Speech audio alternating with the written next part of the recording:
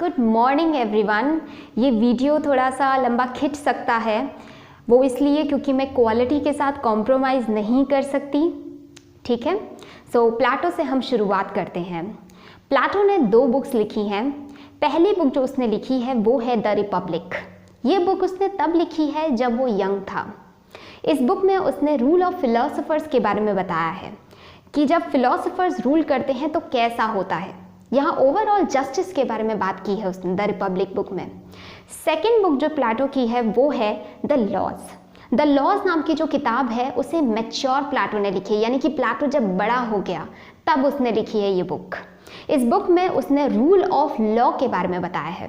तो यहाँ पे उसने अपनी पहली बुक में जो व्यूज़ दिए थे उससे दूसरी बुक में चेंज कर दिए हैं अपने व्यूज़। क्यों? क्योंकि पहली बुक में उसने रूल ऑफ फिलोसोफर्स के बारे में बताया है, जहाँ पे एक इंसान रूल कर रहा है। तो एक इंसान जब रूल करता है तब वो अगर उसके अंदर रीज़न है तो उसके अंदर पैशन भी होता है, दोनों चीज़ें होती हैं। रीज़न है तब तक तो ठीक है, बट अगर पैशन आ गया तो वो सेल्फिश हो सकता है इंसान। तो ऐसा इंसान रूल नहीं करना चाहिए, मतलब ऐसे इंसान के पास पूरी पावर नहीं दे सकते। तो इसीलिए सेकंड बुक में प्लेटो ने अपने व्यूज़ को चेंज किया द लॉज में और बोला कि लॉ होना चाहिए, because law is a reason without passion. उसमें पैशन नहीं होता, सिर्फ और सिर्फ रीज़न होता है। ठीक है, तो सबसे पहले हम पढ़ते हैं कि प्लेटो के ऊपर किन किन लोगों का इन्फ्लुएंस रहा है। तो वैसे तो 4 लोगों का इन्फ्लुएंस रहा है प्लेटो पे, बट एक वो इंसान जिसने सबसे ज़्यादा प्लेटो को इन्फ्लुएंस किया है वो है सोक्रेटिस। सोक्रेटिस की थ्योरी ऑफ नॉलेज ने प्लेटो को बहुत इन्फ्लुएंस किया है। क्या है ये सोक्रेटिस की थ्योरी ऑफ नॉलेज? पहली बात तो सोक्रेटिस को प्लेटो कहते हैं कि वो सबसे ज़्यादा वाइजेस्ट मैन है। तो यहाँ पे प्लेटो सोक्रेटिस की बहुत तारीफ कर रहे हैं। वो ये कह रहे हैं कि हाँ, सोक्रेटिस सबसे ज़्यादा समझदार इंसान है, क्योंकि वो ये एक्सेप्ट करते हैं कि वो इग्नोरेंट हैं, यानी कि उनको सब कुछ नहीं पता। जो इंसान ये कहता है कि उसे सब कुछ पता है वो इंसान इंटेलिजेंट नहीं है, बट जो इंसान ये कहता है कि हाँ उसे सब कुछ नहीं पता, कुछ चीज़ें पता है और कुछ चीज़ें नहीं पता, वो इंसान सबसे वाइजेस्ट मैन है प्लेटो के हिसाब से। तो इसीलिए प्लेटो के हिसाब से सोक्रेटिस सबसे ज़्यादा समझदार इंसान है, सबसे वाइज हैं। सोक्रेटिस यहाँ पे कहते हैं कि ये इम्पॉर्टेंट है कि हम हमारी लाइफ के पर्पस को समझें रेदर देन एलिमेंट्स को। यानी कि एलिमेंट्स क्या है लाइफ के, मटेरियलिस्टिक थिंग्स क्या है लाइफ में, वो इतनी इम्पॉर्टेंट नहीं है। सबसे इम्पॉर्टेंट ये है कि हम ये समझें कि लाइफ का पर्पस क्या है। क्या पर्पस है लाइफ का? लाइफ का पर्पस है कि हम खुश रहना चाहते हैं, हम हैप्पी रहना चाहते हैं, एक खुशी वाली ज़िंदगी जीना चाहते हैं। तो वो उस पर्पस की बात कर रहे हैं कि पर्पस को देखो, एलिमेंट्स को मत देखो। ठीक है, ये सोक्रेटिस की सोच है। और सोक्रेटिस फिर ये भी कहते हैं कि अगर आपको एक अच्छी ज़िंदगी जीनी है तो उसके लिए आपके पास वो नॉलेज होनी चाहिए कि आखिर अच्छी ज़िंदगी होती क्या है।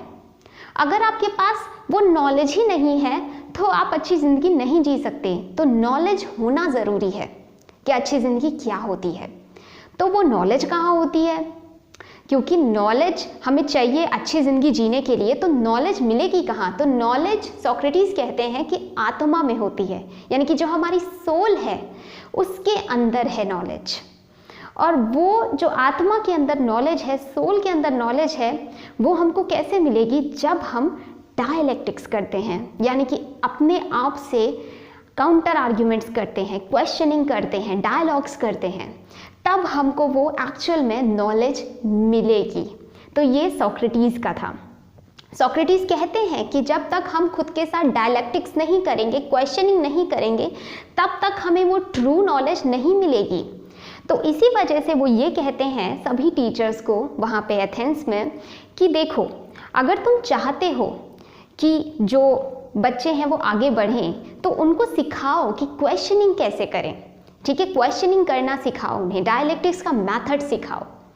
तो इसमें वो बताते भी हैं कि एक थीसिस होता है, एक एंटी थीसिस होता है, यानी कि जब हम कुछ बात कहते हैं, ओपिनियन देते हैं अपना या बिलीफ देते हैं, तो उस पर कोई एक काउंटर आर्ग्यूमेंट्स होता है, फिर काउंटर आर्ग्यूमेंट्स के बाद एक और आर्ग्यूमेंट होता है। तो इस तरीके से जो हमारे खुद के बिलीफ सिस्टम होते हैं, जो बिलीफ सिस्टम होते हैं वो हमारे पास्ट एक्सपीरियंस की वजह से बनते हैं, ठीक है। जो हमारे पास्ट के एक्सपीरियंसेस हैं, जो हमने अपनी ज़िंदगी में इतने टाइम से 10 साल से या 20 साल से जो भी देखा है, हम उसके हिसाब से हमारा एक बिलीफ सिस्टम बनाते हैं। बट क्या ज़रूरी है कि वो सच हो?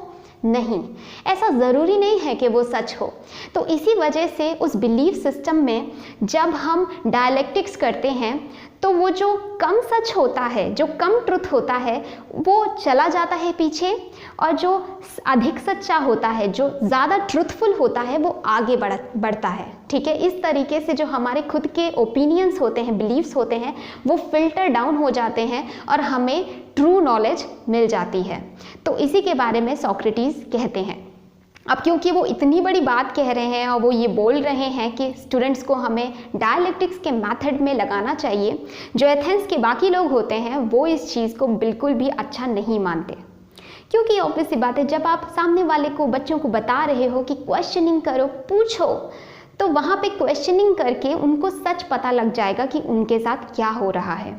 यही वजह है कि सोक्रेटिस को डेथ सेंटेंस अवॉर्ड की गई थी एथेंस में, ठीक है। और इसी की वजह से प्लेटो जो हैं वो बहुत ज़्यादा गुस्सा करते हैं डेमोक्रेसी पे। वो डेमोक्रेसी को बिल्कुल भी पसंद नहीं करते। क्यों प्लेटो डेमोक्रेसी को पसंद नहीं करते? क्योंकि सोक्रेटिस को जब डेथ सेंटेंस मिली थी एथेंस में, तो उस टाइम पे वहाँ पे डेमोक्रेसी थी। इसी वजह से प्लेटो डेमोक्रेसी को बिल्कुल भी पसंद नहीं करते। एक और चीज़ कि जब भी आपको प्लेटो के रिगार्डिंग आंसर लिखना है तो आपको एक चीज़ का ध्यान रखना है कि आपको इंट्रोडक्शन पहले से ही याद करके जाना होगा, क्योंकि वहाँ पे एग्ज़ाम में सोचने का समय नहीं मिलेगा, और अगर मिलेगा तो वो सोचना आपका सिर्फ और सिर्फ आपको मेन आंसर के लिए सोचना है, यानी कि आप बॉडी में क्या लिखेंगे। इंट्रोडक्शन अगर आप पहले से ही तैयार करके जाएंगे तो आपका समय बचेगा, ठीक है। तो इंट्रोडक्शन जब भी आपको प्लेटो का लिखना हो तो उसकी शुरुआत हमेशा ऐसे करनी है कि Plato is the father of political philosophy, क्योंकि उन्होंने यही बताया है कि एथेंस को हम आइडियल स्टेट कैसे बनाएं, तो इसीलिए उन्हें कहा गया है फादर ऑफ पॉलिटिकल फिलॉसफी। और प्लेटो ने ये किताबें लिखी क्यों? क्वेश्चन तो यही आता है ना कि आखिर प्लेटो को ऐसा क्या हो गया था प्लेटो के साथ कि उसने ये किताबें लिख डाली। तो प्लेटो ने ये किताबें इसलिए लिखी क्योंकि वो बहुत ही हर्ट हो गया था, वो बहुत ही ज़्यादा उदास हो गया था कि एथेंस कैसे हार सकता है स्पार्टा से। एथेंस स्पार्टा से हार गया था पेलोपोनेसियन वॉर में। उस चीज़ ने प्लेटो को बहुत ज़्यादा हर्ट किया और वो मजबूर हो गया किताब लिखने के लिए, क्योंकि वो एथेंस को एक आइडियल स्टेट बनाना चाहता था। वो चाहता था एथेंस ऐसा बने जिसको कोई ना हरा सके। तो अपनी मदरलैंड की रिस्पेक्ट को वापस लेने के लिए उसने ये किताब लिखी, ठीक है, क्योंकि वो नहीं चाहता कि वापस से ऐसा कोई इवेंट जैसे पेलोपोनेसियन वॉर हुआ वो रिपीट हो अगली बार, इसलिए उसने ये किताब लिखी। तो प्लेटो की जो थ्योरी ऑफ आइडिया है वही बेस है सोक्रेटिस की थ्योरी ऑफ नॉलेज पे। सो सोक्रेटिस की जो थ्योरी ऑफ नॉलेज है उसके ऊपर प्लेटो की थ्योरी ऑफ आइडिया बेस है। इसी वजह से हमने सोक्रेटिस की थ्योरी ऑफ नॉलेज पढ़ी, ठीक है, क्योंकि उनका लिंक है आपस में।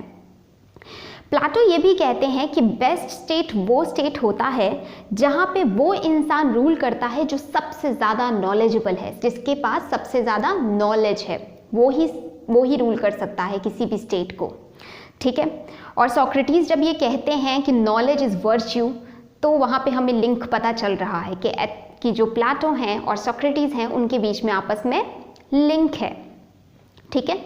सो सोक्रेटिस को डेथ सेंटेंस इसलिए अवॉर्ड की गई थी क्योंकि उसके ऊपर ये इल्ज़ाम लगाया गया था कि वो जो यूथ हैं उनको मिसलीड कर रहा है, उनको मिसगाइड कर रहा है सोक्रेटिस, जब वो ये कह रहा है कि डायलेक्टिक्स में इनको लाओ, इनको क्वेश्चनिंग करना सिखाओ। तो वहाँ के लोगों ने ये कहा कि जो सोक्रेटिस है वो यूथ को मिसगाइड कर रहा है, इसी वजह से उसको डेथ सेंटेंस अवॉर्ड किया गया, ठीक है। अब यहाँ पे एथेंस जो था उस टाइम पे वहाँ पे डेमोक्रेसी था, तो इसी वजह से प्लेटो डेमोक्रेसी से हेट करता है और उसको वो ये समझता है कि ये रूल ऑफ इग्नोरेंस है, ये जो लोग हैं जो रूल कर रहे हैं ये सब इग्नोर्ड हैं, इनको पता ही नहीं है कि ये कर क्या रहे हैं। और इसी की जगह वो ये कहता है कि यहाँ पे रूल ऑफ नॉलेज होना चाहिए, ठीक है, रूल ऑफ इग्नोरेंस नहीं, रूल ऑफ नॉलेज होना चाहिए। तो ये प्लेटो की सोच है, ठीक है। इससे मुझे एक एग्जाम्पल भी याद आता है, हाना अरेंट ने जब अपनी थ्योरी लिखी है तो उसमें उसने इकमेन के बारे में बात की है। इकमेन एक नाजी जर्नल है जो कि उसमें शामिल था जब ज्यूज़ का हॉलोकास्ट हो रहा था।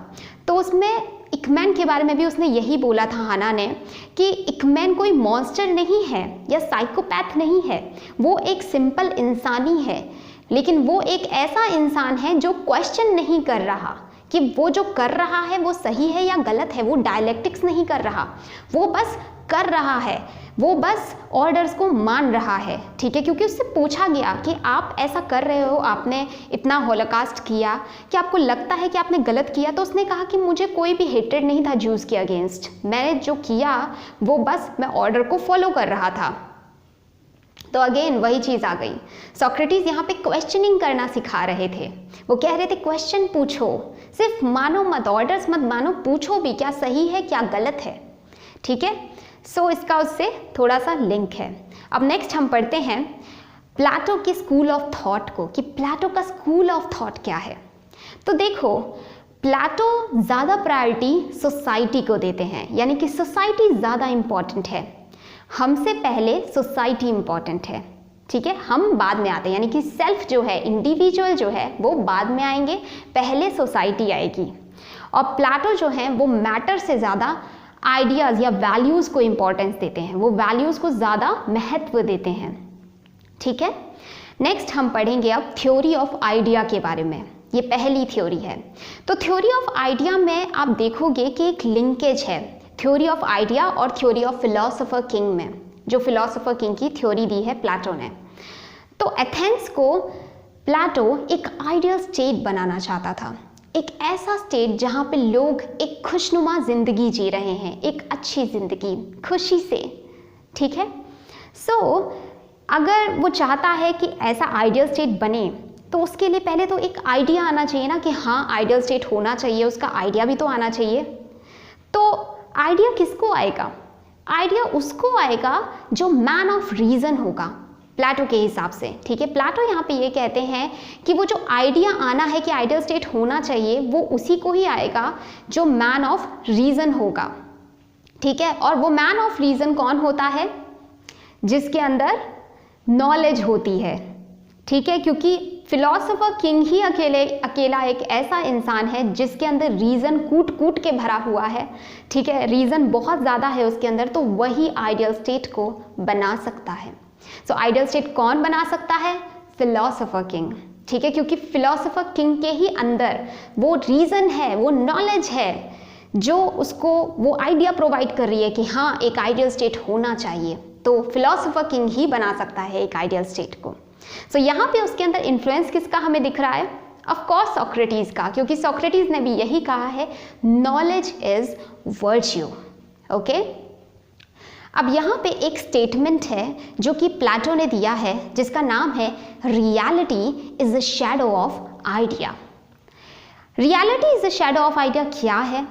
तो बेसिकली यहाँ पे उसने एक एलेगरी ऑफ केव का एग्जाम्पल दिया है, वो एक उसने मेटाफर दिया है जिसकी मदद से हम इसे समझेंगे। एलेगरी ऑफ केव में प्लेटो कहते हैं कि कुछ लोग हैं जो बैठे हुए हैं, ठीक है, उनके हाथ जो हैं वो बंधे हुए हैं, उनका जो फ्रंट पार्ट है वो दीवार के सामने है, मतलब एक दीवार बनी हुई है, उस दीवार के सामने उनका फ्रंट पार्ट है, और उनका बैक पार्ट जो है वो है केव के आउटसाइड, यानी कि जो गुफा है उसका जो बाहरी हिस्सा है वहाँ पे उनका बैक पार्ट है और सामने उनके दीवार है। जब वो दीवार पे परछाइयों को देखते हैं तो वो ये समझते हैं कि हाँ ये सच है, यही सच है। लेकिन जब उनको बाहर ढकेला जाता है गुफा के, तो तब अब जब बाहर आके देखते हैं गुफा के, तो वो देखते हैं कि जो वो वहाँ देख रहे थे दीवार के ऊपर, वो तो एक शैडो थी, वो रियल नहीं था। बट उस समय पे वो उसको रियल समझ रहे थे। क्यों रियल समझ रहे थे? क्योंकि उन्होंने रियलिटी देखी नहीं थी। क्योंकि उन्होंने रियलिटी नहीं देखी थी तो वो उस दीवार में जो कुछ भी बन रहा था उसे सच समझ रहे थे। लेकिन जब उनको बाहर फेंका गया केव के बाहर, गुफा के बाहर, तब उन्हें समझ में आया कि जो वो देख रहे थे वो रियलिटी नहीं थी, वो तो सिर्फ एक इल्यूजन था, वो सच नहीं था। रियलिटी तो ये है जो हम गुफा के बाहर आके देख रहे हैं। ठीक है, सो प्लेटो यहाँ पे ये कहते हैं कि वो उसे सच इसलिए समझ रहे थे क्योंकि वो इग्नोर्ड थे, इग्नोरेंस था उनके अंदर, वो सब कुछ नहीं जानते थे उस समय। ठीक है, और इग्नोरेंस की वजह से ही हम ये लगता है कि जो मटेरियल वर्ल्ड है, अब इसको देखो वो कैसे प्रेजेंट से इसको लिंक कर रहे हैं। वो ये कह रहे हैं कि जो हम अपने आसपास की चीज़ें देखते हैं, जो मटेरियल वर्ल्ड देखते हैं, हमें लगता है कि ये सब सच है। ठीक है, जैसे कि ये बोतल, ये सच है, ये टेबल सच है। ठीक है, लेकिन ये सच नहीं है, ये रियलिटी नहीं है, ये तो इल्यूजन है, ये रियल नहीं है, ये इल्यूजन है। ठीक है, जब हमें ट्रू नॉलेज मिलेगी, जब हमें सच्चाई का ज्ञात होगा, तब हमको समझ में आएगा ये सब जो हम देख रहे हैं ये रियल नहीं है, रियलिटी तो कुछ और ही है, और ये सिर्फ एक माया है, ये एक मोह माया है। ठीक है, सो प्लेटो का ये कहना है। तो प्लेटो यहाँ पे एस्टेब्लिश करते हैं कि हाँ, आइडिया ज़्यादा इम्पॉर्टेंट है मैटर से। ठीक है, सो जब भी हमें ऐसे आंसर को कंक्लूड करना हो तो कंक्लूजन में हम यही लिखेंगे कि ये हमारे जो ह्यूमन का माइंड है, ठीक है, जो इंसान का दिमाग है, उससे परे है ये समझना कि सच क्या है और झूठ क्या है। ठीक है, ये मटेरियल वर्ल्ड सच है या नहीं, हम ये नहीं जान सकते। क्यों नहीं जान सकते? क्योंकि बहुत ही मुश्किल है, रियलिटी बहुत ही कॉम्प्लेक्स है, उसको रियलिटी को आप इतनी आसानी से नहीं जान सकते। ठीक है, सो प्लेटो जो कुछ भी कह रहे हैं अपनी थ्योरी में, वो उनका अपना पॉइंट ऑफ व्यू है, उनका ओपिनियन है वो, जो कि ठीक है, अपना ओपिनियन हर कोई रख सकता है, लेकिन वो रियलिटी है क्या, वो अल्टीमेट रियलिटी है, हम ये नहीं कह सकते। ठीक है, क्योंकि रियलिटी क्या है, वास्ट है, कॉम्प्लेक्स है, कोई नहीं जान सकता रियलिटी क्या है। तो हम इस तरीके से इसे कंक्लूड करेंगे। नेक्स्ट हम पढ़ेंगे theory of soul. Theory of soul जो है, इसमें प्लेटो सोल को 3 एलिमेंट्स में बांटते हैं। ठीक है, ये जो 3 एलिमेंट्स हैं, उन तीनों के नाम है, पहला है रीज़न, दूसरा है करेज और तीसरा है एपेटाइट। उन्होंने ये कहा कि ये जो तीनों एलिमेंट्स हैं ये डिफरेंट प्रपोर्शन में डिवाइडेड हैं। मतलब कि एक सोल ऐसी होती है जहाँ पे रीज़न डोमिनेट करता है, दूसरी सोल ऐसी होती है जहाँ पे करेज डोमिनेट करता है, और तीसरी सोल ऐसी होती है जिसमें एपेटाइट डोमिनेट करता है। तो यहाँ पे उन्होंने मिथ ऑफ मेटल्स दिए हैं, यानी कि जहाँ पे रीज़न डोमिनेट करता है वहाँ पे उसको बोला है मैन ऑफ गोल्ड, जहाँ पे करेज डोमिनेट करता है उसको बोला है मैन ऑफ सिल्वर, और जहाँ पे एपेटाइट डोमिनेट करता है उसको बोला है मैन ऑफ कॉपर। तो यहाँ पे उन्होंने मिथ ऑफ मेटल्स दिया है, और उन्होंने साफ साफ ये कह दिया है कि इनइक्वालिटीज़ होती हैं, और इनइक्वालिटीज़ बहुत ही नेचुरल पाई जाती हैं। ठीक है, आज की डेट में हम ये चीज़ मानते हैं कि इनइक्वालिटी नहीं, इक्वालिटी होती है हर इंसान में, बट प्लेटो यहाँ पे कुछ और कह रहे हैं। प्लेटो कह रहे हैं कि नहीं, इनइक्वालिटीज़ होती हैं और वो नेचुरल होती हैं, और हम कॉपर से गोल्ड के क्लास को कन्वर्ट नहीं कर सकते। मतलब एक तरफ वो बोल रहे हैं कि इनइक्वालिटी नेचुरल होती है, और दूसरी चीज़ वो ये भी कह रहे हैं कि हम कन्वर्ट भी नहीं कर सकते, यानी कि जो गोल्ड है हम उसको कॉपर में कन्वर्ट नहीं कर सकते, कॉपर को सिल्वर में कन्वर्ट नहीं कर सकते। तो आखिर ये मैन ऑफ गोल्ड में कौन आते हैं? तो देखो, मैन ऑफ गोल्ड को वो कहते हैं कि ये वो हैं जिनमें रीज़न डोमिनेट करता है, यानी कि इनके पास नॉलेज बेइंतहा है। ठीक है, बहुत सारा नॉलेज है, कूट कूट के भरा है, रीज़न बहुत है ऐसे लोगों में। और ये कौन है? यही रूलर्स बनने के लायक हैं, रूलर्स यही बन सकते हैं, यही जो इंसान होंगे, मैन ऑफ गोल्ड होंगे, यही राज कर सकते हैं। क्यों राज कर सकते हैं ये? क्योंकि ये जस्ट पर्सन है, और ये जस्ट पर्सन है क्योंकि ये सबके साथ शांति से रहते हैं। ठीक है, सो ये है मैन ऑफ गोल्ड। दूसरे आते हैं मैन ऑफ सिल्वर। ये वो लोग हैं जिनमें करेज डोमिनेट करता है, करेज। तो वो क्या बनने लायक हैं? वो बनेंगे सोल्जर्स जो फाइटिंग करेंगे। ठीक है, तो ये सोल्जर बनेंगे। और तीसरे हैं man of copper. Man of copper वो होते हैं जिनमें एपेटाइट डोमिनेट करता है। ठीक है, एपेटाइट डोमिनेट का मतलब जो भूखे होते हैं, तो वो मैन ऑफ एपेटाइट हैं। और इनको उन्होंने नाम दिया है प्रोड्यूसर क्लास। ये सिर्फ प्रोडक्शन करेंगे, ये चीज़ों को प्रोड्यूस करेंगे। तो इस तरीके से उसने ये 3 सोल बताई और उन तीनों सोल की उन्होंने क्वालिटी भी बताई। अब ये जो थ्योरी ऑफ सोल है इसको इन्होंने यूज़ किया है जस्टिस में भी, अपनी थ्योरी ऑफ जस्टिस में, और अपनी थ्योरी ऑफ फिलोसोफर किंग में भी इसको यूज़ किया है। ठीक है, फिर नेक्स्ट चीज़ प्लाटो ये कहते हैं कि जब हमारी आत्मा जो होती है, जब वो शरीर को छोड़ करके जाती है भगवान के किंगडम में, तो भगवान के किंगडम में जब वो जाती है आत्मा, तो जब वो वहाँ देखती है तो वो परफेक्ट मैनिफेस्टेशन देखती है हर एक चीज़ का, मतलब हर एक चीज़ उसको परफेक्ट मिलती है। कहाँ पे? भगवान के किंगडम में। ठीक है, तो जब आत्मा शरीर को छोड़ करके भगवान के किंगडम में जाएगी तो वहाँ पे परफेक्ट मैनिफेस्टेशन देखेगी। लेकिन जब वो वापस लौट के आती है धरती पे और जब वो वर्ल्डली थिंग्स को देखती है तो वो वापस से रिकलेक्ट करती है जो उसने देखा था किंगडम ऑफ गॉड में। तो रिकलेक्ट करने के बाद उसको ये ज्ञात होता है कि जो उसने देखा था वो ज़्यादा बेहतर था और यहाँ पे चीज़ें बेहतर नहीं हैं।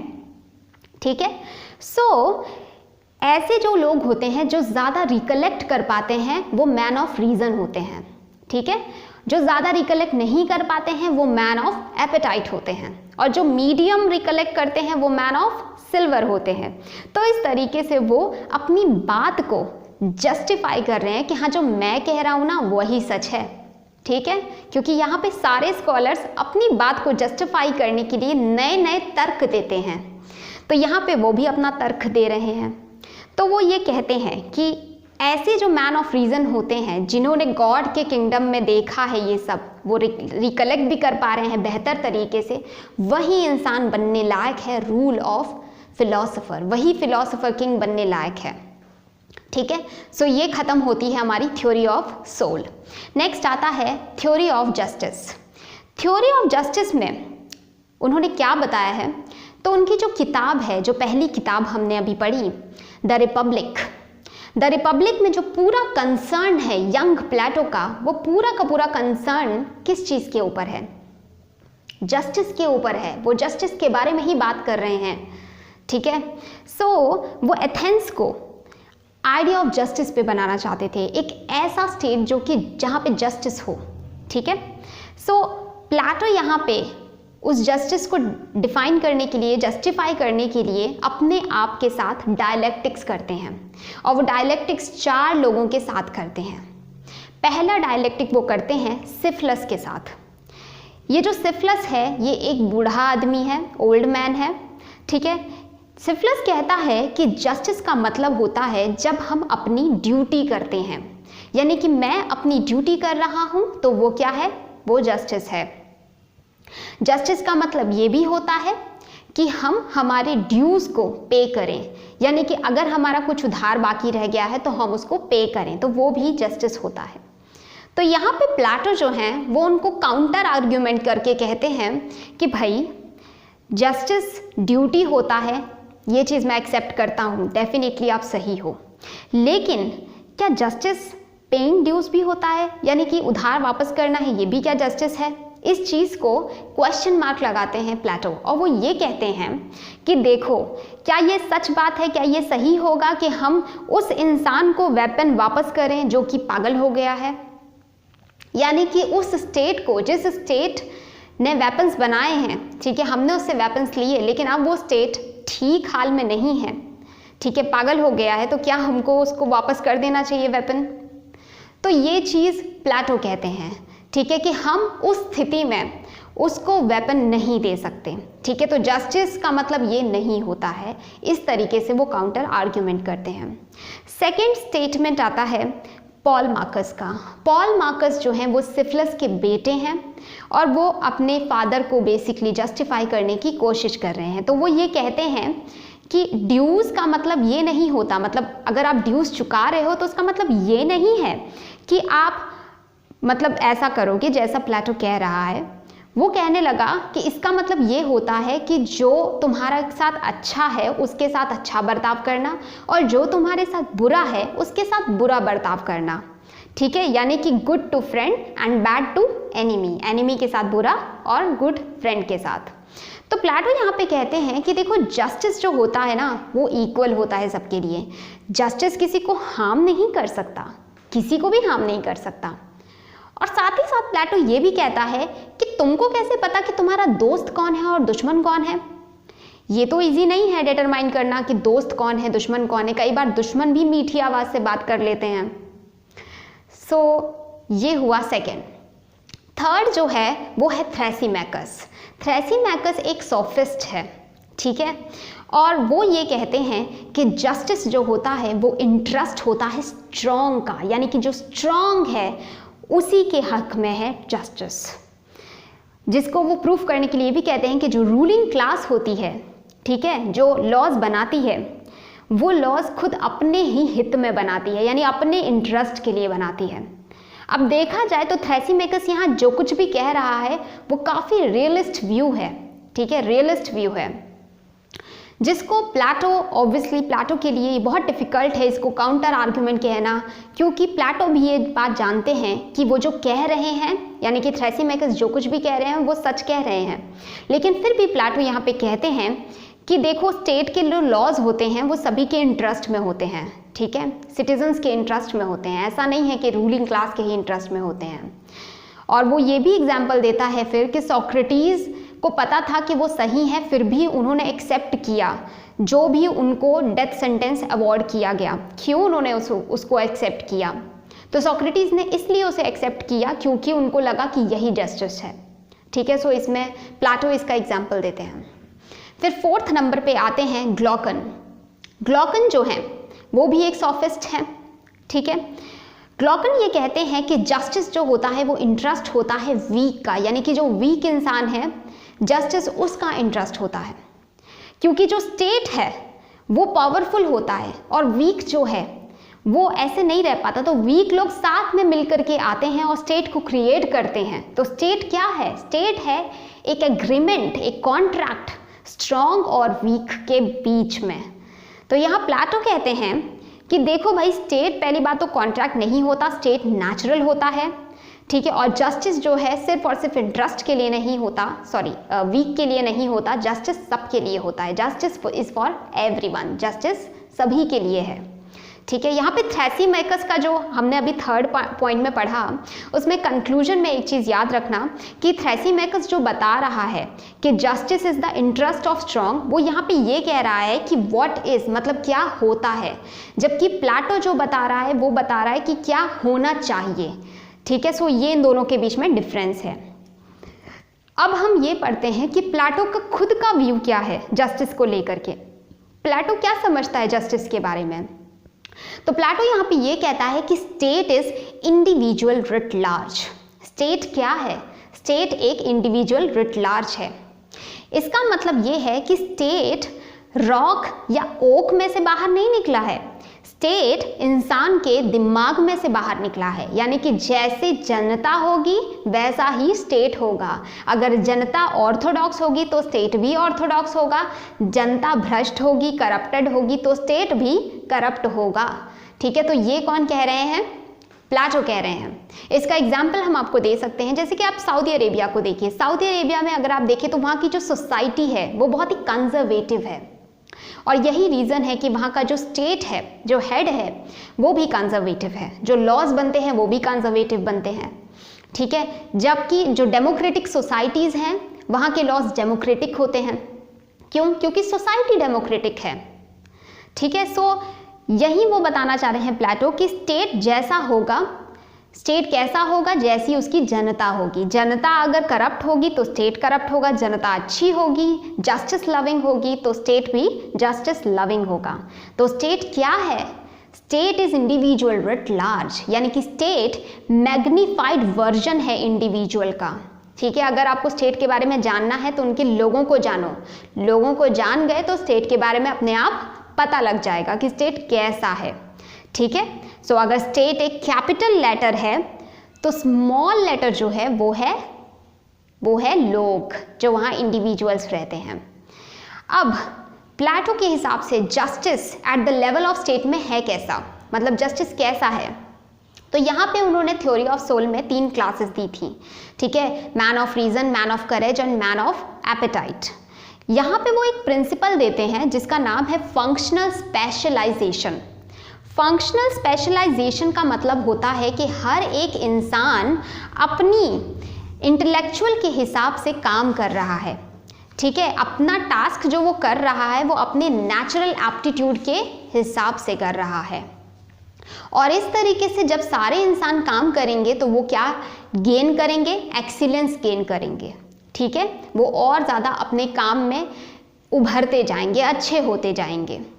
फिर वो नेक्स्ट बोलते हैं कि प्रिंसिपल ऑफ नॉन इंटरफेरेंस, यानी कि जो मैन ऑफ कॉपर है वो मैन ऑफ रीजन में कन्वर्ट नहीं हो सकता, यानी कि कोई भी एक दूसरे के काम में इंटरफेयर नहीं करेगा। जो करेज वाला है वो करेज का ही काम करेगा, सोल्जर ही बनेगा। जो प्रोड्यूसर क्लास है वो प्रोड्यूसर में ही रहेगी, ठीक है, कोई भी कन्वर्ट नहीं हो सकता, कोई इंटरफेयर नहीं कर सकता एक दूसरे के काम में। और ऐसा जब होगा तो क्या होगा, पीस होगा, हार्मनी होगा, लोग गुड लाइफ जिएंगे। और यही जस्टिस है प्लाटो की नज़र में, ठीक है, कि जस्टिस वही है जहाँ पे हार्मनी हो, जहाँ पीस हो, जहाँ शांति हो, वही प्लाटो कह रहे हैं। तो यहाँ पे हम कह सकते हैं कि functional specialization plus non interference होगा तो जस्टिस होगा, पीस होगा और हार्मनी होगा। तो प्लाटो ये कहते हैं कि ये जो आइडिया ऑफ जस्टिस है यही गॉड्स आइडिया ऑफ जस्टिस है, यही मेन आइडिया ऑफ जस्टिस है, ठीक है। सो कंक्लूड कैसे करेंगे हम ऐसे आंसर को? हमें अगर कंक्लूजन देना होगा तो हमें ये कहना होगा कि देखो, पॉपुलेशन को इस तरीके से 3 कैटेगरीज में डिवाइड करना ये एक अच्छी पॉलिटिक्स नहीं है, बिल्कुल भी नहीं है, ठीक है, क्योंकि यहाँ पे किसी के पास भी फ्रीडम ऑफ चॉइस ही नहीं है। मतलब कोई इंसान सोल्जर बनेगा वो सोल्जर ही बनेगा, नहीं, क्या पता उसे सोल्जर ना बनना हो, कुछ और बनना हो, लेकिन फ्रीडम ऑफ चॉइस दी ही नहीं है, बस उसके ऊपर थोप दिया गया है, इम्पोज कर दिया गया है कि हाँ तुम सोल्जर ही बनोगे।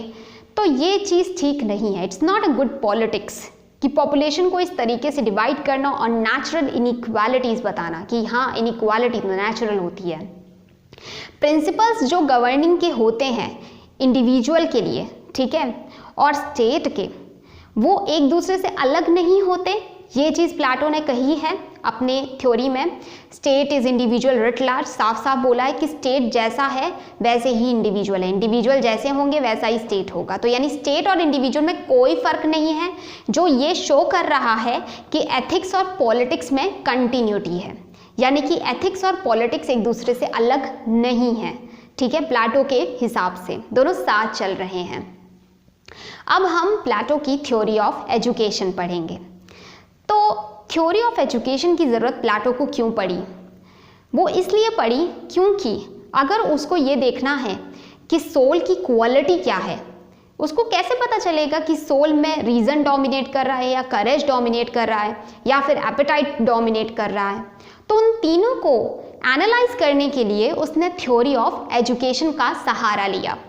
इस थ्योरी की मदद से उसको समझ में आएगा कि थ्योरी ऑफ सोल, मतलब थ्योरी ऑफ सोल से उसको समझ में आएगा कि कौन कौन सी सोल में कौन कौन से एलिमेंट्स डोमिनेट कर रहे हैं, ठीक है। सो यहाँ पे उसके ऊपर इन्फ्लुएंस किसका हुआ है? तो स्पार्टा के एजुकेशन सिस्टम ने उसे बहुत इन्फ्लुएंस किया प्लाटो को, ठीक है। प्लाटो यहाँ पे एजुकेशन का जो स्पैन बताते हैं, जो टाइम पीरियड बताते हैं, वो बताते हैं कितने साल का? 50 साल का, 50 ईयर्स का। बताओ, 30 साल तो कोई पढ़ नहीं पाता है, वो 50 ईयर्स की पढ़ाई की बात कर रहा है, ठीक है। सो वो कहते हैं सबसे पहले कि सबसे पहले 0 से लेकर के 6 साल तक, ठीक है, 0 से लेके 6 साल तक जो बच्चे हैं वो क्या क्या करेंगे? जिम्नास्टिक करेंगे, म्यूज़िक सीखेंगे और मॉरल स्टोरीज़ उनको पढ़ाई जाएंगी ताकि उनकी मॉरल बिल्डिंग हो सके, उनको अच्छी अच्छी चीज़ें, अच्छे अच्छे वैल्यू सिस्टम सिखाए जा सके, साथ ही साथ एक्सरसाइज, म्यूज़िक सब सिखाया जाएगा। फिर उसके बाद 6 से 18 साल तक उनको बेसिक नॉलेज दी जाएगी, हिस्ट्री की, ज्योग्राफी की, साइंस की, मैथ्स की, उन सब की नॉर्मल एजुकेशन दी जाएगी। उसके बाद जब वो 18 से 20 साल के हो जाएंगे, मतलब 18 से 20 तक 2 साल के लिए उनको मिलिट्री एजुकेशन भी दी जाएगी।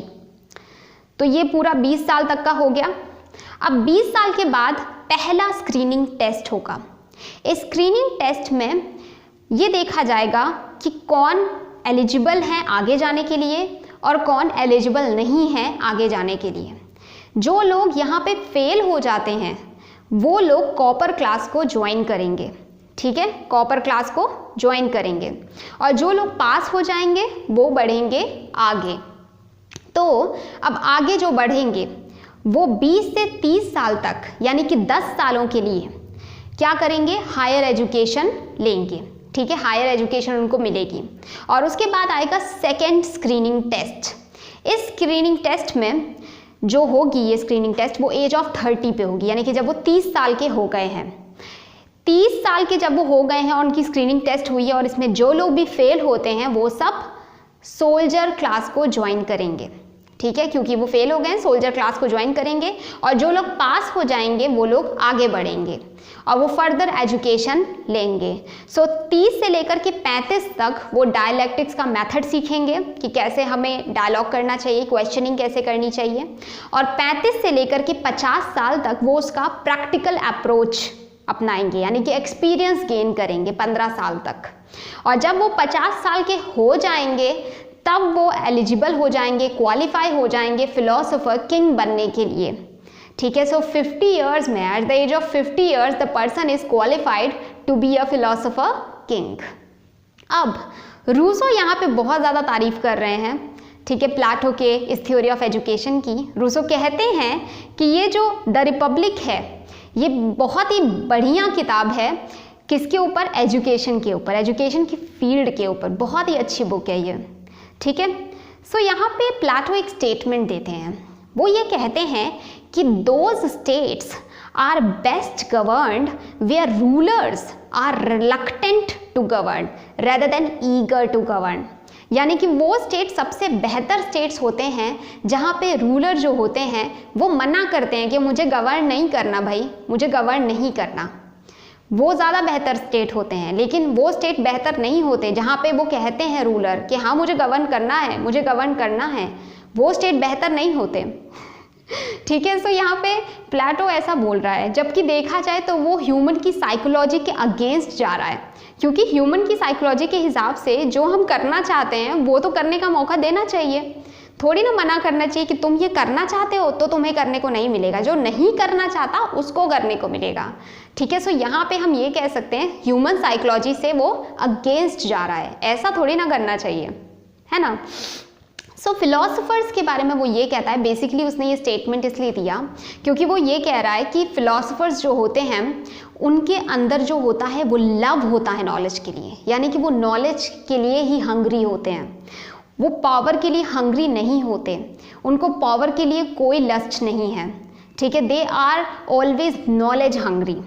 और जब भी उनको इस तरह की ड्यूटी मिलती है कि उनको स्टेट को गवर्न करना होगा तो वो उस रिस्पॉन्सिबिलिटी को एक्सेप्ट करेंगे, वो कहेंगे यस इट्स ओके, मैं इसे एक्सेप्ट करता हूँ, नॉट बिकॉज कि मैं ये चाहता हूँ करना, बल्कि मैं एक रिस्पॉन्सिबिलिटी की तरह, as a matter of duty की तरह उसे एक्सेप्ट करता हूँ, ठीक है, भले ही मुझे इसमें कोई इंटरेस्ट ना हो। तो यहाँ पे हम कंक्लूजन में यही लिखेंगे कि जो इंसान गवर्न नहीं करना चाहता वो एक अच्छा रूलर बन ही नहीं सकता। क्यों? क्योंकि ह्यूमन साइकोलॉजी को आप ओवरलुक कर रहे हो, ये कैसे हो सकता है, ठीक है। नेक्स्ट हम पढ़ेंगे कम्युनिज्म की थ्योरी। कम्युनिज्म की जो थ्योरी है इसमें प्लेटो बात कर रहे हैं कॉमन ओनरशिप की, यानी कि एक ऐसी ओनरशिप जहाँ पे सब लोगों के पास प्रॉपर्टी या हर एक चीज़ कॉमन में है, ठीक है, और प्राइवेट प्रॉपर्टी है ही नहीं, यानी कि प्राइवेट प्रॉपर्टी को वो मना कर रहे हैं कि किसी के पास भी प्राइवेट प्रॉपर्टी नहीं होगी, जो भी प्रॉपर्टी होगी वो सब कॉमन में होगी। तो कम्युनिज्म वो दे रहे हैं दो चीज़ों का, पहला है कम्युनिज्म ऑफ प्रॉपर्टी, सेकंड है कम्युनिज्म ऑफ वाइफ या फैमिली।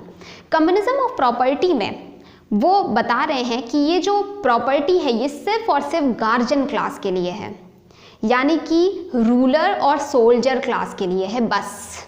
कॉमन प्रॉपर्टी तो है लेकिन वो प्रॉपर्टी भी सिर्फ और सिर्फ गार्जियन क्लास के ही लिए है, एपेटाइट क्लास के लिए वो भी नहीं है, क्योंकि उनके अंदर तो भैया एपेटाइट है, वो अपनी एपेटाइट को कंट्रोल कर नहीं पाएंगे, तो उनके लिए हम वो दे ही नहीं सकते एक, ओके। सो ये चीज़ उन्होंने कही। सो यहाँ पे उन्होंने प्राइवेट प्रॉपर्टी को क्यों डिनाई किया, उन्होंने इसलिए डिनाई किया क्योंकि उनको लगता है कि अगर प्राइवेट प्रॉपर्टी मिलेगी तो करप्शन बढ़ेगा, जो कि बात सच है, ठीक है। तो इस वजह से उन्होंने डिनाई किया। सेकेंड उन्होंने बोला कम्युनिज्म ऑफ फैमिली। अब ये जो कम्युनिज्म ऑफ फैमिली है ये भी उन्होंने गार्जियन क्लास के लिए ही दिया। गार्जियन क्लास का मतलब है रूलर और सोल्जर क्लास। ये भी उन्होंने एपेटाइट क्लास के लिए मना कर दिया, ठीक है। उन्होंने ऐसा इसलिए कहा अगेन क्योंकि उनको लगता है, प्लेटो को लगता है कि फैमिली जो होती है उसके अंदर करप्ट इन्फ्लुएंस होता है, यानी कि वो भी एक कारण बन सकती है करप्शन का। इसी वजह से हमें फैमिली को भी कम्युनिज्म करना चाहिए। तो यहाँ पे वो कहते हैं कि स्टेट जो है वो डिटरमाइन करेगा कि किसकी शादी किससे होगी, ठीक है। सो एबलेस्ट मैन जो होगा उसकी शादी एबलेस्ट वुमेन से होगी, सबसे काबिल आदमी की शादी सबसे काबिल औरत से होगी, और उससे जो बच्चा निकलेगा वो होगा रेस ऑफ परफेक्ट पर्सन, यानी कि वो हर चीज़ में परफेक्शन ढूंढ रहे हैं, ठीक है, कि उन जो बच्चा जो प्रोक्रिएशन होगा वो बेस्ट होगा। तो यहाँ पे जो प्लेटो कह रहे हैं वो ये कह रहे हैं कि जो पर्पस है मैरिज का वो सिर्फ और सिर्फ प्रोक्रिएशन है, दैट्स इट। एक बार बच्चा हो गया तो उसको स्टेट ले लेगा, ठीक है, यानी कि जो माँ बाप होंगे उनसे बच्चे को ले लिया जाएगा। और ऐसा क्यों किया जाएगा? ताकि नेपोटिज्म जो है वो टैकल हो और वुमेन जो है उसको अपनी चाइल्ड बियरिंग की जो रिस्पॉन्सिबिलिटीज़ है उससे छुटकारा मिल जाए, ठीक है। सो ये उन्होंने 2 रीज़न दिए। अब कंक्लूजन में हम क्या लिखेंगे? तो देखो इसको बहुत ही बढ़िया तरीके से एरिस्टोटल ने कंक्लूड किया है, उसने बहुत क्रिटिसाइज़ किया है यहाँ पे प्लेटो को। एरिस्टोटल कहते हैं कि भाई प्लेटो जो हैं वो एकदम डायग्नोस तो करेक्ट कर रहे हैं, प्रॉब्लम है, पर जो प्रेस्क्रिप्शंस लिख रहे हैं वो वर्स देन डिजीज़ है, ठीक है, मतलब वो डिजीज़ से भी गई गुजरी है। तो एरिस्टोटल जो हैं वो ना सिर्फ ग्रेटेस्ट डिसाइपल हैं बल्कि ग्रेटेस्ट क्रिटिक भी हैं प्लेटो के, और प्लेटो की थ्योरी ऑफ कम्युनिज्म को वो बहुत क्रिटिसाइज करते हैं। वो ये कहते हैं कि प्राइवेट प्रॉपर्टी जो होती है वो तो सोर्स ऑफ मोटिवेशन होता है हर इंसान के लिए। जब उसको प्राइवेट प्रॉपर्टी मिलती है तो वो और ज़्यादा मेहनत करता है अपनी लाइफ में ताकि उसको इसी तरीके से प्रॉपर्टी मिलती रहे। तो ये तो एक अच्छी चीज़ होती है, ठीक है। और मैन ऑफ रीज़न जो होता है उसी के पास ही प्राइवेट प्रॉपर्टी होती है, और प्राइवेट प्रॉपर्टी जिसके पास है उसको हमें बोलना चाहिए कि तुम चैरिटी करो, ठीक है। Theory of trusteeship Gandhi ji ने कहा है, थ्योरी ऑफ ट्रस्टीशिप में भी यही था कि हमको जो जिनके पास प्रॉपर्टी है उनको बोलना चाहिए कि वो चैरिटी करें। तो यही एरिस्टोटल भी कह रहे हैं कि प्राइवेट प्रॉपर्टी को ख़त्म मत करो, उनको बोलो कि वो चैरिटी करें, दें, ठीक है, बजाय उसके कि तुम उस इंस्टीट्यूशन को ही ख़त्म कर दो। दूसरी चीज़ वो फैमिली और मैरिज पे एरिस्टोटल कहते हैं कि देखो फैमिली जो होती है वो तो सोर्स ऑफ इमोशनल स्टेबिलिटी होती है, वो तो हमें स्टेबलाइज करती है फैमिली, ठीक है। प्यार, मॉम डैड, ये सब हमें क्या देते हैं? स्टेबल करते हैं इमोशनली। और फैमिली मैरिज प्रॉपर्टी जो होती हैं वो तो टाइम टेस्टेड इंस्टीट्यूशंस हैं जो बनी हैं, यानी कि वो इंस्टीट्यूशन डेवलप धीरे धीरे करके हुई हैं। उन इंस्टीट्यूशंस को ख़त्म करना और वापस से उसी एज में जाना, मतलब जो प्लेटो कह रहे हैं कि हमें कम्युनिज्म ऑफ वाइफ पे जाना चाहिए, तो वो तो वापस से हमको उसी बारबरिक एज पे ले जा रहे हैं जहाँ से हम निकल के आए हैं। उस बारबरिक एज में किसी की भी शादी नहीं होती थी, कोई हस्बैंड वाइफ नहीं होता था, लेकिन आज का समय अलग है, ठीक है। तो ये एरिस्टोटल कह रहे हैं कि शादी इसीलिए होने लगी क्योंकि वो एक इमोशनल स्टेबिलिटी देती है। प्राइवेट प्रॉपर्टी इसीलिए बना क्योंकि ये सब टाइम टेस्टेड इंस्टीट्यूशंस हैं। इन सब को एबॉलिश करने की बात कर रहे हैं प्लेटो, जो कि बिल्कुल रेडिकल काम है, वो बिल्कुल रेडिकल हैं अपनी सोच में, ठीक है। सो हम यही कहेंगे कि जो प्लेटो कह रहे हैं, जो रेमेडी वो दे रहे हैं, it is verse then disease, ठीक है। सो नेक्स्ट हम पढ़ते हैं theory of philosopher king. Philosopher king कौन है? तो यहाँ पे 2 स्टेटमेंट्स हैं जो प्लेटो ने दिए हैं। पहला स्टेटमेंट प्लेटो देते हैं, फॉर नो लॉ और ordinance is mightier than knowledge, यानी कि कोई भी लॉ या ऑर्डिनेंस नॉलेज से बड़ा नहीं हो सकता, नॉलेज सबसे बड़ा होता है। सेकेंड स्टेटमेंट प्लेटो दे रहे हैं, until philosophers are the rulers or rulers learn philosophy there is no end to predicament। यानी कि जब तक रूलर्स फिलोसफर्स नहीं बन जाते या फिलोसफर्स को लर्न नहीं कर सकते, फिलॉसफी को लर्न नहीं कर लेते, तब तक ये जो प्रॉब्लम्स हैं ये वैसी ही बनी रहेंगी, इनका कोई सॉल्यूशन नहीं निकलेगा, कोई भी अच्छी ज़िंदगी नहीं जी पाएगा। तो इसीलिए फिलॉसफी का ज्ञान होना तो ज़रूरी है, ठीक है। सो यहाँ पे पावर क्या है फिलोसोफर किंग की, तो प्लेटो कहते हैं कि एब्सोल्यूट पावर्स हैं भाई, सारी की सारी पावर फिलोसोफर किंग के पास है। क्यों? क्योंकि उसके पास एब्सोल्यूट नॉलेज है भाई, उसके पास तो सारी दुनिया की नॉलेज है। 50 साल तक उसने यही तो किया है, एजुकेशन ही तो ली है, तो अब उसके पास नॉलेज नहीं होगी तो किसके पास होगी? तो वो सबसे ज़्यादा नॉलेजेबल है और वही बना सकता है एथेंस को आइडियल स्टेट। सो इसीलिए उसके पास एब्सोल्यूट पावर होगी, उसको कोई लिमिट नहीं कर सकता, ना ही पब्लिक ओपिनियन उसे लिमिट कर सकती है, ना ही कस्टम ट्रेडिशन उसे लिमिट कर सकते हैं और ना ही कोई लॉ बुक उसे लिमिट कर सकती है। उसको सिर्फ एक ही चीज़ लिमिट कर सकती है, वो ये कि एथेंस को आइडियल स्टेट बनाना है। अगर वो एथेंस को आइडियल स्टेट नहीं बनाएगा तब फिर उसको भी हटा देंगे, क्योंकि मेन काम यही है उसका कि एथेंस को उसे आइडियल स्टेट बनाना है, ठीक है। और इस चीज़ पे वो एक स्टेटमेंट भी देते हैं, वो ये कहते हैं it is foolish to limit expert practitioner of medicine to a book of medicine. यानी कि एक जो एक्सपर्ट प्रैक्टिशनर है आप उसको एक बुक से लिमिट कर रहे हो, मतलब वो एक्सपर्ट है ऑलरेडी, आप उसको बुक से कैसे लिमिट कर सकते हो, ठीक है। सो ये प्लेटो कह रहे हैं।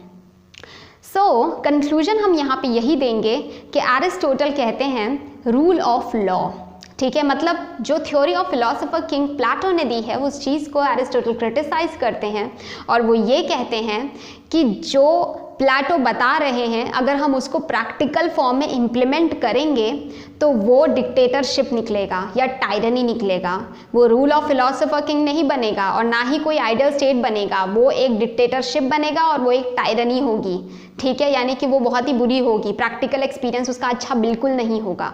तो इसीलिए यहाँ पे एरिस्टोटल कहते हैं कि रूल ऑफ लॉ होना चाहिए, रूल ऑफ फिलोसोफर नहीं होना चाहिए, क्योंकि फिलोसोफर उसके पास अगर नॉलेज है तो उसके अंदर पैशन भी है, क्योंकि हो ना हो वो है तो इंसान ना, अपने बारे में कभी ना कभी तो वो सोचेगा ही सोचेगा, ठीक है। जबकि एरिस्टोटल कह रहे हैं कि एक जो लॉ होता है वो बिना पैशन के होता है, वो सिर्फ और सिर्फ रीज़न होता है, वो कोई इंसान नहीं होता है, लॉ जो होता है वो कोई इंसान नहीं होता है, ओके। सो ये एरिस्टोटल कहते हैं। और साथ ही साथ देखा जाए तो कभी भी एडवाइस नहीं किया जाता कि एक ही इंसान के पास सारी पावर दे दी जाए, इस चीज़ के लिए हमेशा ही मना किया जाता है। इस चीज़ को लेकर के लॉर्ड एक्टन भी कहते हैं कि जो पावर होता है वो करप्ट करता है और जो एब्सोल्यूट पावर होता है वो पूरी तरीके से ही इंसान को करप्ट कर देता है। सो इसी वजह से सेपरेशन ऑफ पावर्स की बात आई कि हमें पावर्स का सेपरेशन करना चाहिए और तभी फिर जुडिशरी अलग है, एग्जीक्यूटिव अलग है, लेजिस्लेचर अलग है, ये 3 ब्रांचेस बनाई गई पावर को डिवाइड करने के लिए, उनको डिवीजन करने के लिए, ताकि इस तरह की डिक्टेटरशिप या टायरनी ना हो सके, ठीक है। सो प्लेटो ने भी ये चीज़ को समझा। ऑब्वियस ही बात है कि प्लेटो ने जब वो लिखा फिलोसोफर किंग के बारे में तब वो काफ़ी यंग था। हम लोग जब यंग होते हैं तो कितनी बेवकूफ़ों वाली बातें करते हैं, जब मैच्योर हो जाते हैं तो समझदार हो जाते हैं। सो प्लेटो भी जब मैच्योर हो गया तो उसको भी लगा कि हाँ यार मैंने फालतू की बात लिखी थी, ये सच में ठीक नहीं है। उस चीज़ को उसने अंडरस्टैंड किया और अपनी नेक्स्ट बुक जो लिखी द लॉज में उसने उस चीज़ को करेक्ट किया और उसने ये कहा कि हाँ लॉज ही होना चाहिए।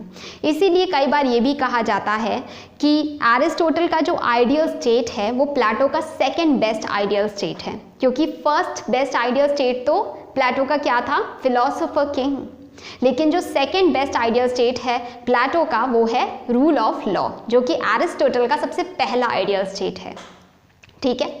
सो अब हम पढ़ेंगे कि प्लेटो के ऊपर कमेंट्स क्या क्या हुए हैं। तो देखो प्लेटो के ऊपर काफ़ी सारे कमेंट्स हुए हैं। सबसे पहला कमेंट हुआ है प्लेटो पे कि प्लेटो एक फेमिनिस्ट हैं। प्लेटो एक फेमिनिस्ट हैं, इस चीज़ के ऊपर बात की गई है। अब देखो एंशिएंट ग्रीस जो था वो एक पैट्रियार्कल सोसाइटी था, मतलब एक ऐसी सोसाइटी जहाँ पे जो मेल होते हैं वो फैमिली को हेड करते हैं, ठीक है। और जब यहाँ पे प्लेटो बात कर रहे हैं तो प्लेटो ये कह रहे हैं कि वुमेन को भी हमें एजुकेशन देना चाहिए। उनको फेमिनिस्ट इसलिए कहा गया क्योंकि सबसे पहली बात उन्होंने कही कि वुमेन को भी हमें एजुकेशन देना चाहिए, उनको भी इक्वालिटी ऑफ अपॉर्चुनिटी होनी चाहिए। सेकेंड चीज़ उन्होंने ये भी बोली कि जो फिलोसोफर किंग है, तो अगर फिलोसोफर किंग बन सकता है तो उसी तरीके से फिलोसोफर क्वीन भी बन सकती है। ऐसा नहीं है कि सिर्फ आदमी ही बन सकता है, औरत भी फिलोसोफर क्वीन बन सकती है प्लेटो के हिसाब से। और थर्ड चीज़ प्लेटो ये भी कहते हैं कि जो थ्योरी ऑफ कम्युनिज्म है, अगर आपने उसको पढ़ा तो उसमें क्या था, उसमें यही था कि जो बच्चा एक बार हो जाएगा तो उसके बाद स्टेट उसको ले लेगा और वुमेन की जो चाइल्ड बियरिंग की रिस्पॉन्सिबिलिटी है वो ख़त्म हो जाएगी, जो कि अगेन वुमेन को जो उसकी रिस्पॉन्सिबिलिटी है उसको हटाया जा रहा है उस रिस्पॉन्सिबिलिटी से, यानी उसको आज़ादी दी जा रही है, फ्रीडम दिया जा रहा है। तो इन कुछ रीजंस की वजह से बोला जाता है कि प्लेटो जो है वो पहले फेमिनिस्ट हैं। बट हम ये कह सकते हैं कंक्लूजन में कि प्लेटो पहले फेमिनिस्ट बिल्कुल भी नहीं है, क्योंकि फेमिनिज्म की जो थ्योरी है वो लिबरेशन पे है, ठीक है। It's liberation of women, emancipation of women, women की लिबरेशन की बात की जा रही है, उनकी फ्रीडम की बात की जा रही है। यही सब फ्रीडम नहीं, और भी तरह तरह की जो प्रॉब्लम्स होती हैं वो हम फेमिनिज्म की आइडियोलॉजी में पढ़ेंगे, ठीक है। सो प्लेटो जो है उनका ऑब्जेक्टिव लिबरेशन ऑफ वुमेन तो था ही नहीं। प्लेटो ने कभी नहीं कहा कि उनको वुमेन को लिबरेट करना है। प्लेटो का एक ही पर्पस था कि वो एथेंस को आइडियल स्टेट बनाए और उसके लिए बस वो वुमेन का सहारा ले रहे हैं, क्योंकि जो वुमेन है वो हाफ ऑफ द रेस है, 50% पॉपुलेशन जो है वो वुमेन है, तो वो हाफ ऑफ द रेस के टैलेंट को यूज़ करना चाहते हैं स्टेट की सर्विस में, यही उनका पर्पस है। उनका पर्पस वुमेन का लिबरेशन कतई नहीं है, ठीक है। सो ये चीज़ हमें याद रखनी है कि इसीलिए वो फर्स्ट फेमिनिस्ट नहीं है। सेकेंड आता है कि क्या प्लेटो कम्युनिस्ट हैं, क्या वो पहले कम्युनिस्ट हैं। सो यहाँ पे देखो प्लेटो कम्युनिस्ट हैं या फिर मार्क्स पहले कम्युनिस्ट हैं, उस चीज़ पे इशू आते हैं, लेकिन इन दोनों के बीच में सिमिलैरिटीज़ एक्चुअल में बहुत कम है, ठीक है। और जो इनके बीच में डिफरेंसेस हैं वो काफ़ी ज़्यादा फंडामेंटल हैं। क्या डिफरेंसेस हैं वो ये हैं, प्लेटो जो हैं वो आइडियलिस्ट हैं, जबकि मार्क्स मटीरियलिस्ट हैं, वो मटेरियल की बात करते हैं। और प्लेटो व्हाट ऑट टू बी, क्या होना चाहिए उसकी बात कर रहे हैं, क्या है उसके बारे में बात नहीं कर रहे। मार्क्स बात कर रहे हैं कि क्या है।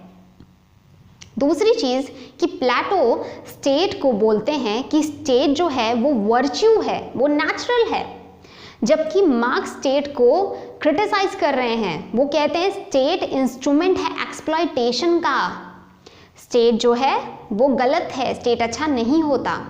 तो अगेन डिफरेंस है दोनों के बीच में, दोनों के अब ओपिनियन में।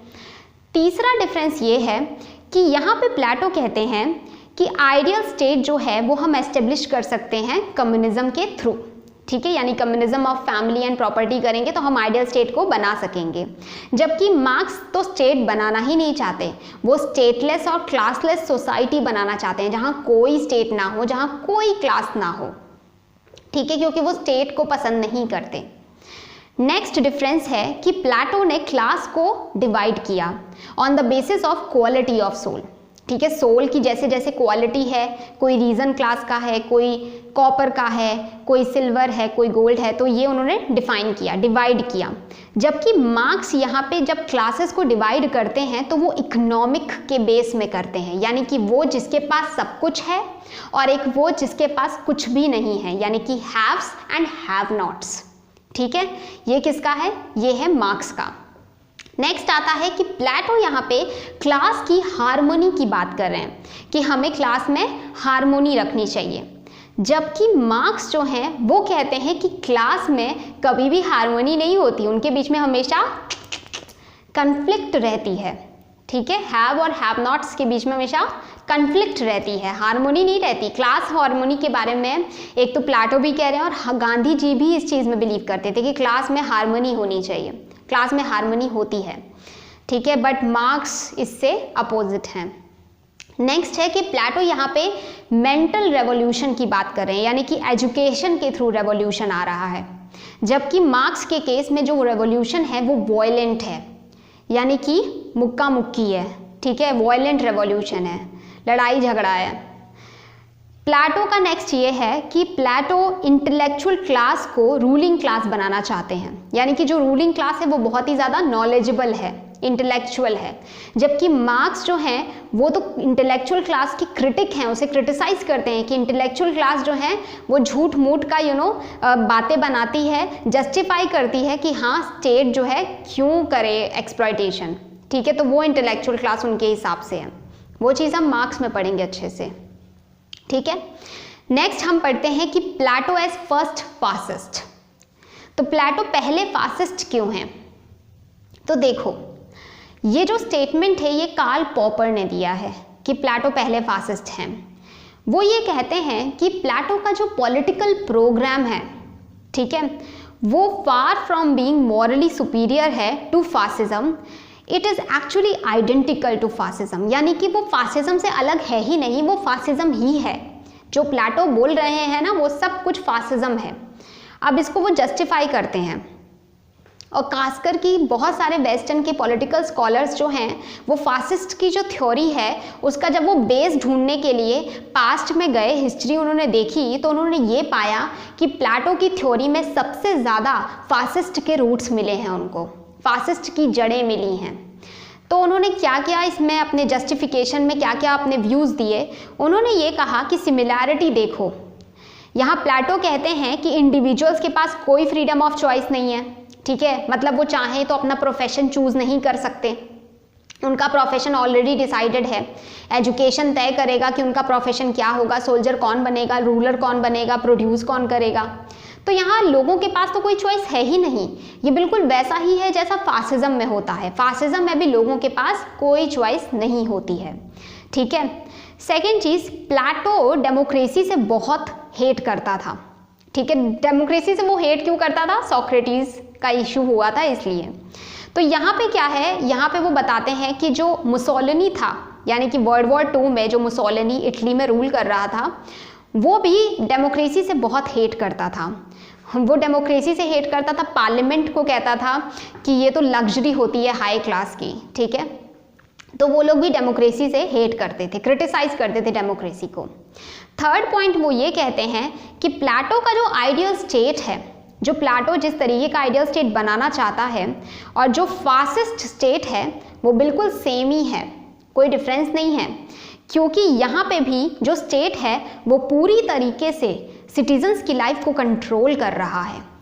सिटीजन्स की लाइफ को अच्छी तरीके से उन्होंने अपने मुट्ठी में कर रखा है। यही सेम चीज़ फासिज्म में भी होती है।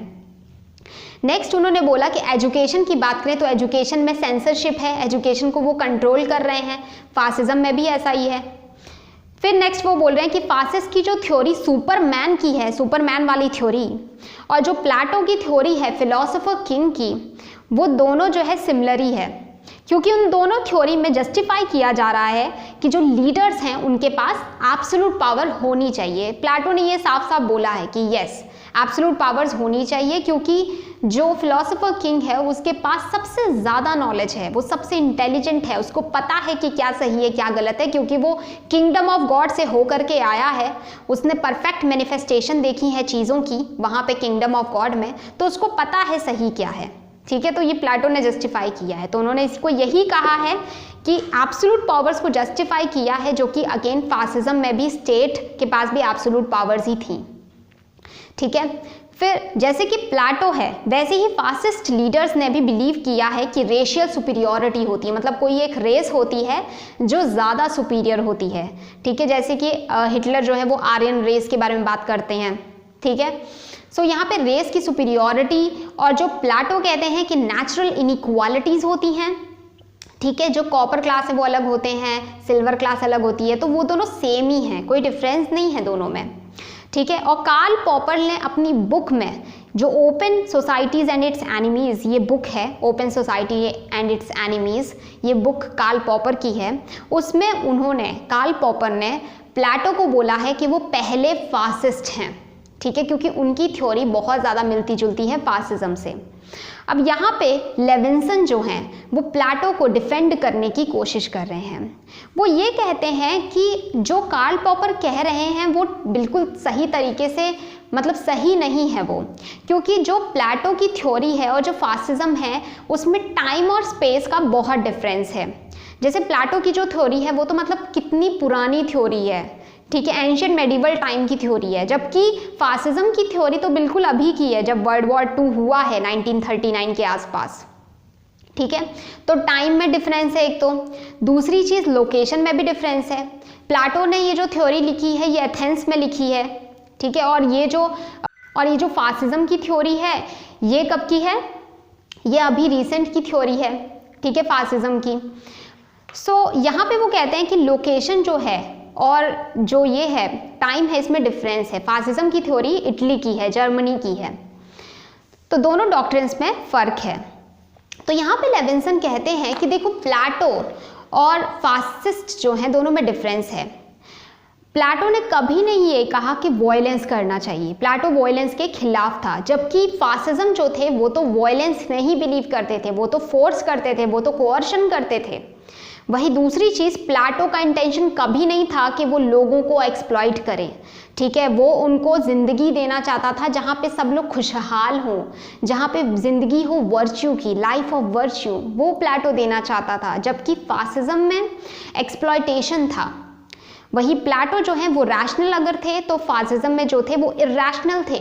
तो ये कहना गलत होगा कि प्लेटो जो है ऐसा कुछ सोचते हैं, क्योंकि प्लेटो की वो सोच नहीं थी। प्लेटो देखो आइडियल स्टेट बनाना चाहते थे जहाँ सब लोग खुश हो, उनका ये इरादा बिल्कुल नहीं था कि लोगों के साथ एक्सप्लॉइटेशन हो। ये बात अलग है कि उनकी जो थिंकिंग थी ऑब्वियसली वो यूटोपियन हो गई थी थोड़ी सी। नेक्स्ट आता है प्लेटो टोटलिटेरियन है क्या। तो देखो टोटलिटेरियन जो होती है वो एक एंटीथीसिस होती है, किसकी, डेमोक्रेसी की, ठीक है। लिबरल डेमोक्रेसी जो है उसकी एंटीथीसिस कौन है, टोटलिटेरियन सोसाइटीज़ हैं, टोटलिटेरियनिज्म है। तो टोटलिटेरियनिज्म बेसिकली वही है जो क्लोज्ड सोसाइटी होती है, ठीक है। कार्ल पॉपर इसे कहते हैं कि ये एक ऐसी सोसाइटी होती है जो बहुत क्लोज होती है, जहाँ लोगों को इवन बेसिक लिबर्टीज़ भी नहीं मिलती, यानी कि फ्रीडम उनके पास होती ही नहीं है, ये वो सोसाइटीज़ होती हैं। यहाँ पे हाना आरेंट भी कहते हैं कि टोटलिटेरियन सोसाइटीज़ वो सोसाइटी होती हैं जहाँ पे बहुत ज़्यादा टेरर होता है, ठीक है, भयंकर वाला टेररिज्म बहुत ज़्यादा होता है। अब इसका एग्जाम्पल आप देख सकते हैं, फॉर्मर यूएसएसआर की बात अगर मैं करूं, यूएसएसआर जो पुराना था, या कम्युनिस्ट चाइना जो है, ठीक है, या फिर नॉर्थ कोरिया जो है, ये सब क्या हैं, ये सब टोटलिटेरियन सोसाइटीज़ हैं, ठीक है। यहाँ पे कार्ल पॉपर अपनी किताब लिखते हैं, उस किताब का नाम है the open societies and its enemies. इस बुक में वॉल्यूम 1 के टाइटल में वो लिखते हैं the spell of Plato. The spell of Plato में वो ये कहते हैं कि प्लेटो जो है he is the father of totalitarian, वो फादर हैं टोटलिटेरियन सोसाइटीज़ के। क्यों टोटलिटेरियन सोसाइटीज़ के वो फादर हैं, 2 रीज़न की वजह से। पहला रीज़न तो ये कि जो इंडिविजुअल्स हैं, जो लोग हैं, उनके पास फ्रीडम ही नहीं है, ना ही पब्लिक स्फेयर में और ना ही प्राइवेट स्फेयर में। पब्लिक स्फेयर में इसलिए उनके पास फ्रीडम नहीं है क्योंकि वो अपना खुद का प्रोफेशन नहीं चूज़ कर सकते कि वो उनको क्या बनना है, और पर्सनल स्फेयर में भी उनके पास फ्रीडम नहीं है क्योंकि वो अपनी मैरिज को लेकर के भी डिसीजन नहीं ले सकते। तो दोनों ही केस में उनके पास फ्रीडम है ही नहीं। दूसरा है कि यहाँ पे स्टेट के पास एब्सोल्यूट पावर्स हैं, तो एक तो फ्रीडम नहीं है, ऊपर से स्टेट के पास एब्सोल्यूट पावर्स हैं, जो ये दोनों चीज़ जस्टिफाई कर रही हैं कि टोटलिटेरियन स्टेट वो बनाना चाहता है। वो आइडियल स्टेट नहीं बनाना चाहता, वो टोटलिटेरियन स्टेट बनाना चाहता है। तो ये कार्ल पॉपर ने कहा प्लेटो के ऊपर। देखो पॉपर ये कहते हैं कि रिपब्लिक जो है, द रिपब्लिक नाम की जो किताब है, वो टोटलिटेरियन असॉल्ट है, it's a totalitarian assault upon democracy. Plato जो है वो एक ईविल जीनियस हैं, मतलब कि वो जीनियस बहुत हैं लेकिन वो ईविल तरीके से जीनियस हैं, ठीक है। पॉपर यहाँ पे कहते हैं कि प्लेटो एक्चुअल में खुद बनना चाहते हैं फिलोसोफर की। ये जो उन्होंने इतनी बड़ी थ्योरी लिखी है, पोथी लिखी है, वो इसलिए लिखी है क्योंकि वो खुद बनना चाहते हैं फिलोसोफर की, ठीक है, इस वजह से उन्होंने ये सब लिखा है। और प्लेटो जो है उन्होंने बल्कि सोक्रेटिस को भी धोखा दिया। क्यों? क्योंकि सोक्रेटिस तो डेमोक्रेटिक थे बट प्लेटो डेमोक्रेटिक नहीं है, वो डेमोक्रेसी से उल्टा हेट करते हैं। तो ये सारी चीज़ें पॉपर ने बोली, कार्ल पॉपर ने, और प्लेटो को क्रिटिसाइज किया। सो देखो कंक्लूजन में हम यही बोल सकते हैं, ठीक है। कंक्लूजन में सबसे पहले तो सिडनी हुक कहते हैं कि पॉपर कैसे श्योर है वो, जब इतनी ज़्यादा एम्बिग्विटीज़ हैं प्लेटो के एम्बिशन को लेकर के। प्लेटो का एम्बिशन क्या है वो तो कोई जानता ही नहीं है। प्लेटो के एम्बिशन को लेकर के बहुत सारी एम्बिग्विटीज़ हैं, तो कैसे कार्ल पॉपर श्योर हो सकता है कि प्लेटो ही चाहता था कि वही फिलोसोफर किंग बने? It's not sure. सेकेंड चीज़ क्या बोलते हैं राजीव भरगावा कहते हैं कि पॉपर की जो खुद की अंडरस्टैंडिंग है प्लेटो को लेकर के, वो खुद में ही आइडियोलॉजिकल कंसिडरेशन पे बेस्ड है। मतलब पॉपर की खुद की ही मन की कोई मनगढ़ंत उसकी कहानी है जो उसने खुद से सोची है, वो अल्टीमेट जस्टिफिकेशन नहीं है। यानी कि सच में ऐसा ही था क्या प्लेटो के बारे में, हम ये कह सकते हैं नहीं, ऐसा नहीं है, ठीक है। जो पॉपर कह रहे हैं वो उन्होंने इसलिए कहा है क्योंकि वो उनका ओपिनियन है, ठीक है। सो ये हो गया। नेक्स्ट आता है Plato as enemy of open society. तो ये चीज़ हमने पढ़ ली कि वो ओपन सोसाइटी के एनिमी हैं, ये कार्ल पॉपर ने क्रिटिसाइज किया है, ठीक है, और कंक्लूड भी कर दिया इस चीज़ को हमने। नेक्स्ट आता है कि क्या प्लेटो है फादर ऑफ पॉलिटिकल फिलॉसफी। तो देखो व्हाइट हेड के हिसाब से जो पूरी की पूरी इंटायर पॉलिटिकल थॉट है वो क्या है, it is nothing but footnotes to Plato and Aristotle. मतलब ये कुछ नहीं है, सिर्फ और सिर्फ फुटनोट्स हैं प्लेटो और एरिस्टोटल पे, ठीक है।